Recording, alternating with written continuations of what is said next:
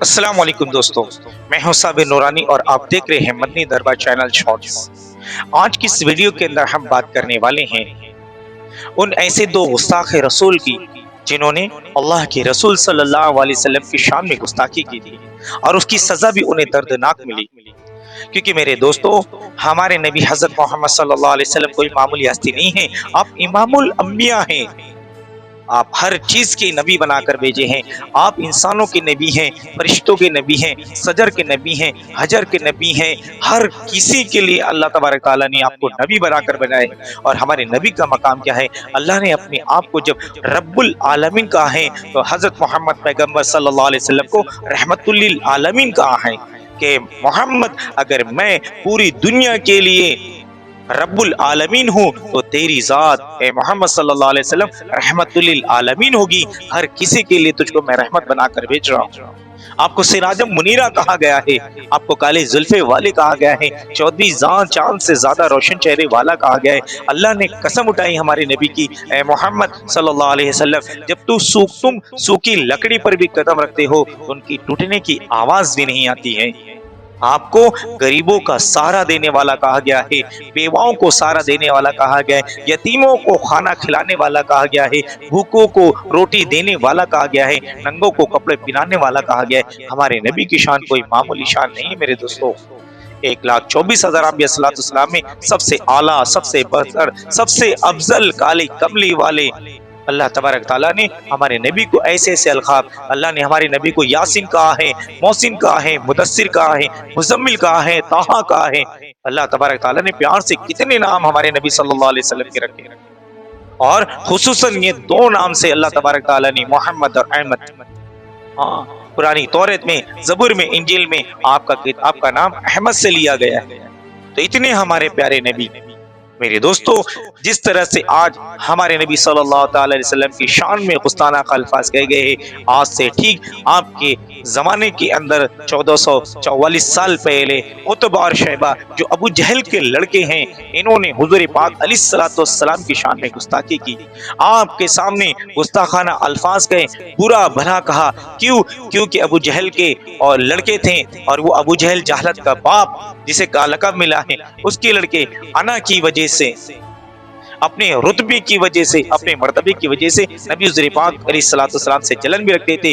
اور حالانکہ یہ دونوں عتبہ اور شیبہ آپ کی دونوں بیٹی ان کے نکاح میں تھی، کیونکہ اب چچا زاد رشتہ دار بھی ہیں۔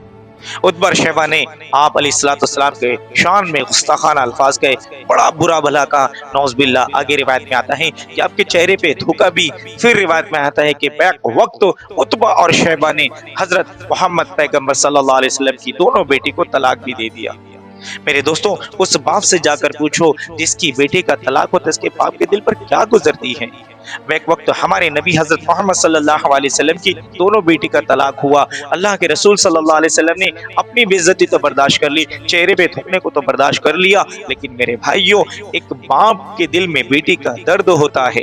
اللہ کے رسول صلی اللہ علیہ وسلم کی دونوں بیٹی کا بیک وقت تو طلاق ہوا، عتبہ شیبہ نے دیا۔ اللہ کے رسول صلی اللہ تعالی علیہ وسلم کی زبان مبارک سے الفاظ نکلے کہ اللہ کے کتوں میں سے کوئی کتا تم پر مسلط ہو، اللہ کے کتوں میں سے کوئی کتا تم پر مسلط ہو۔ روایت میں آتا ہے میرے دوستو کہ وہ دونوں کے پیروں کے نیچے زمین نکل گئی ہیں جب اس الفاظ کو سنا کہ اب محمد صلی اللہ علیہ وسلم کی اس بات کو پورا ہو کر رہے گی، یہ جو زبان سے الفاظ نکلے یہ بات پوری ہو کر رہے گی۔ وہ بے چین رہنے لگی، گھبرانے لگے کہ محمد کی زبان سے یہ الفاظ نکلے کہ اللہ کے کتوں میں سے کوئی کتا تم پر مسلط ہو۔ جب عتبہ اور شیبہ ابو جہل کے مشورے سے یہ ملک و شام سفر کے لیے نکلے، ملک و شام تجارت کے سفر سے نکلے ہیں، باپ نے سمجھایا تھا کہ محمد کی زبان سے ایک لفظ نکلا ہے کہ اللہ کے کتوں میں سے کوئی کتا تم پر مسلط ہو، تو سارے قافلے والوں کو سمجھایا کہ میرے بیٹوں کی حفاظت کرتے لے کر جانا۔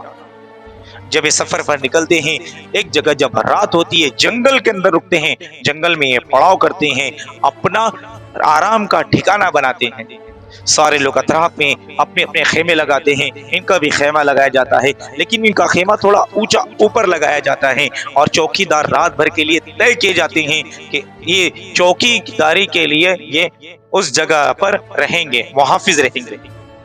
सारी मशवरा, सारा प्लान, सारा सब कुछ हो जाता है उनको ऊपर के दफादन आंख, कुछ रात का हिस्सा गुजरता है, दफातन सबकी आंख लग जाती है। क्योंकि मेरे दोस्तों अल्लाह कादिर है, वहु अला कुल्ली शैइन कदीर, वो हर चीज पर कादिर है।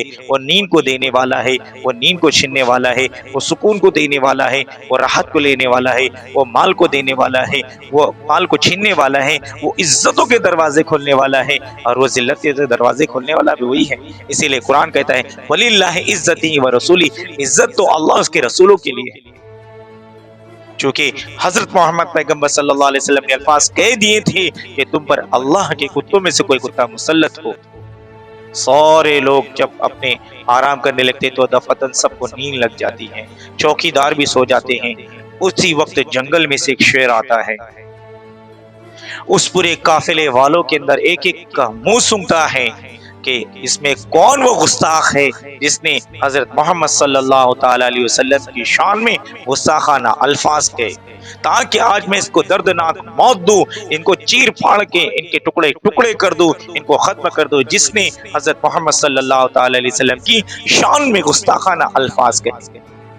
वो शेर एक एक एक एक मुंह सूंघते जाता है, फिर थोड़ा ऊपर छलांग लग के चढ़ता है। जो ऊपर छत पे सोए रहते हैं वो दोनों के मुंह से गंदी बदबू आती है, जो गुस्ताखाना अल्फाज निकलने की वजह से वो शेर पहचान लेता है कि ये दोनों ने गुस्ताना अल्फाज हुजूर पाक अलैहिस्सलातु वस्सलाम की शान में गए हैं।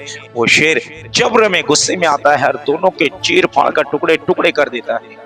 तो मेरे दोस्तों, जब अल्लाह तबारक व तआला गुस्ताखी करने पर अपने एक मखलूक में से एक शेर वो मखलूक को ऐसे गुस्ताख रसूल के ऊपर मुसल्लत कर सकता है, तो सोचो आज भी वही अल्लाह है, वही रसूल है, सारी चीजें हैं, तो इन गुस्ताखों के अल्लाह माफ कर देगा। इसलिए मेरे दोस्तों हम सब्र भी करें और हम अपने कानून की पासदारी करते हुए इन लोगों का, जिन लोगों ने गुस्ताखी करें, इनका बाइकाट भी करें, और जज्बात में हम अपनी जो इतनी अल्लाह ने हमको कीमती जान दिया है, फुजुल इनकी गोलियों का निशाना ना बने, बल्कि अल्लाह तबारक व तआला ऐसे लोगों से बदला खुद लेगा। हमारा हक है, हमारी जान भी हमारी नबी पे कुर्बान, हमारा माल भी हमारी नबी पे कुर्बान, हमारी औलादें भी हमारी नबी पे कुर्बान, हर चीज हमारी नबी पे कुर्बान है दोस्तों। लेकिन हम सब्र के साथ थोड़ा अपने आप को संभालें और जज्बात में ना आए, बल्कि हम अपने उलमा इकराम के मशवरे से जो करना है वो करें। हम इस दौर के अंदर हमारा सबसे बड़ा कोई मसीहा है तो हमारे उलमा हैं।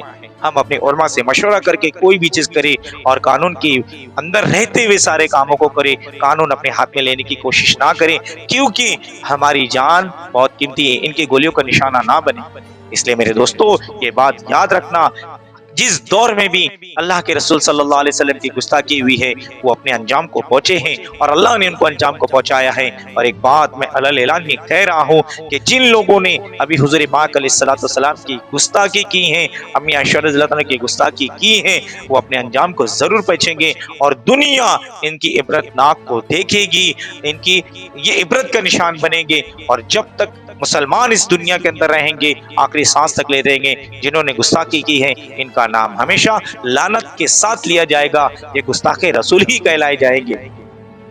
मेरे दोस्तों इसलिए मेरी गुजारिश है कि हम जज्बात में ना आए, बल्कि हम सुबह शाम अल्लाह के रसूल सल्लल्लाहु अलैहि वसल्लम पर दरूद पढ़ने वाले बने, दरूद के वसीले से अल्लाह से मदद मांगे, नमाजों के साथ अपनी जिंदगी गुजारे और इस बात का हम नमूना खुद बने कि हुजूर पाक अलैहिस्सलातु वस्सलाम की सुन्नत भरी जिंदगी अपनी जिंदगी के अंदर लाए। हमारा पहनना हुजूर सल्लल्लाहु अलैहि वसल्लम की तरह, हमारा बोलना आप सल्लल्लाहु अलैहि वसल्लम की तरह, हमारा चलना हमारे नबी की तरह, हमारा उठना बैठना लेना देना कारोबार हर चीज सुन्नत तरीके पर आ जाए। हम नमूना बनकर बताए कि ये हमारी नबी की जिंदगी है।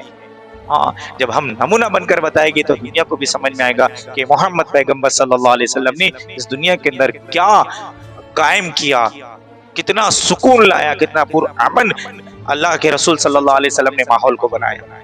इसलिए मेरे दोस्तों बड़े सुकून और इत्मीनान के साथ अपनी जिंदगी गुजारे, अल्लाह से मदद मांगे और इंशाअल्लाह जरूर भी जरूर जिन लोगों ने गुस्ताखी की है, इंशाअल्लाह अल्लाह की ज़ात से उम्मीद है कि वो अपनी कीयों पर जरूर पहुंचेंगे। दुनिया आज उनको सजा नहीं देंगे, लेकिन अल्लाह तबारक तआला जरूर उनको सजा देगा।